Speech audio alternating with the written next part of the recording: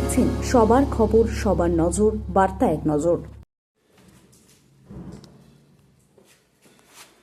Bengal railway passenger association সংগঠনের পক্ষ থেকে সোদপুর শাখার সভাপতির দায়িত্বপ্রাপ্ত পদে নিযুক্ত স্বপন ঘোষ নেতৃত্বে জরুরি সভায় আয়োজন করা হয়।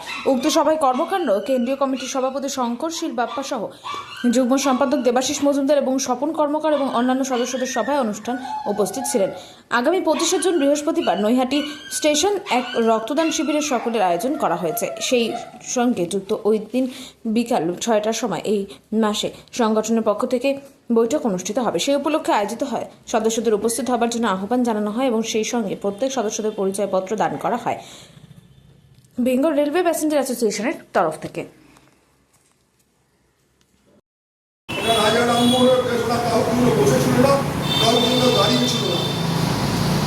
আর যেই লোকটা সেদিন বলেছিল বড় বড় বড় সবাই শতদিন বেরিয়ে হবে, ভারত আবার জগৎ সভায় শেষ কাজ করল। আমি আপনাদের দাঁড়িয়ে থেকে বলি, ভারতবর্ষের 33টা রাজ্যের মধ্যে বাংলা যে পিছিয়ে বড় বাংলা ছিল, 1 বছর বললাম, 1 বছরের মধ্যে ভারতবর্ষে বাংলা সেই জায়গায় চলে যাবে। সেই জায়গায় কেন? চলার গতি দেখে বোঝা যায়, চলার গতি দেখে বোঝা যায়। কন্ট্রোলিং পাওয়ার বাংলায় বসে নেই, কন্ট্রোলিং পাওয়ার দিল্লিতে বসে আছে।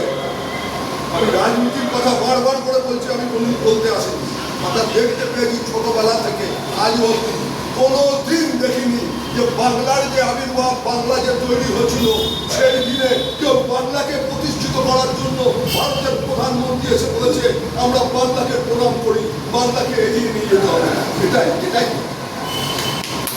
ক্ষুদিরামের জন্মদিন পালন করিনি, কোথাও ছুটি ডিক্লেয়ার করিনি।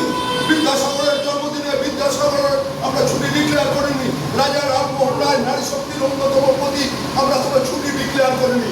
আমার সরকার ডিক্লেয়ার করে দিল আগামী বছর থেকে নয়, এবছরই শ্যামাপ্রসাদ মুখার্জির জন্মদিনটায় ছুটি ঘোষণা করা হলো, রাষ্ট্রীয় ছুটি, কেন্দ্রীয় ছুটি। আমরা রাজনীতি করতে এসেছি, আমরা মানুষের ভালোবাসা নিতে এসেছি। আপনাদেরকে আবার বলি, আপনারা যদি ঐক্যবদ্ধ থাকেন, ভাবুন, একটু ভাবুন, একটু ভাবুন। যে লোকটাকে কেউ কদিন আগে চিনত না, হয়তো কিছু মানুষ চিনত, কিছু মানুষ চিনত না।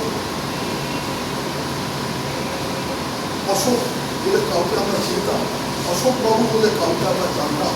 যে লোকটার নামকে গোপাল পাঠা বলে ঠিক করেছি, সেই লোকটার নামে একটা রাস্তা তৈরি হয়ে গেল, এতদিন হয়নি কেন? এই নেগলিজেন্সি থেকে এটা রেলেও আছে, সেম বসে আছে, বলুন না রেলের নেগলিজেন্সি নেই, পুরোটাই নেগলিজেন্সি।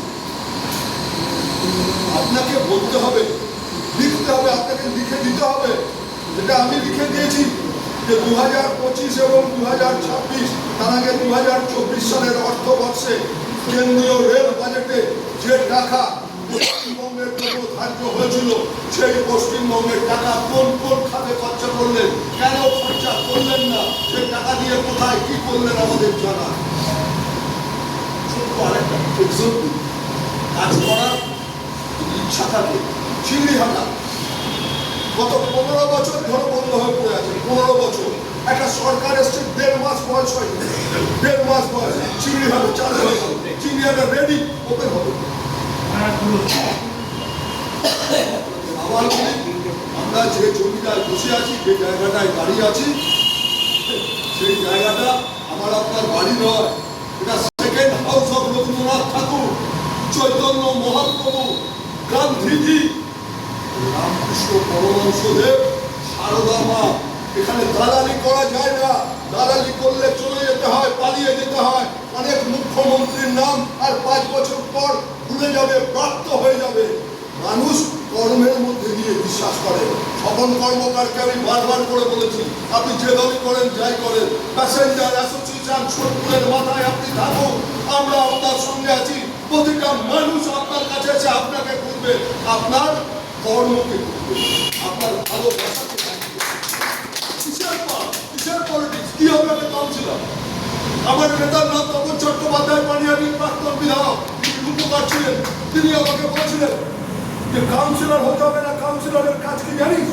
কাউন্সিলরের কাজ হলো ড্রেন পরিষ্কার করা, রাস্তা পরিষ্কার করার ল্যাম্প লাগানো, আর এখন কাউন্সিলরদের 100 কোটি 200 কোটি 500 কোটি টাকা তোলার বাজ কাউন্সিলর।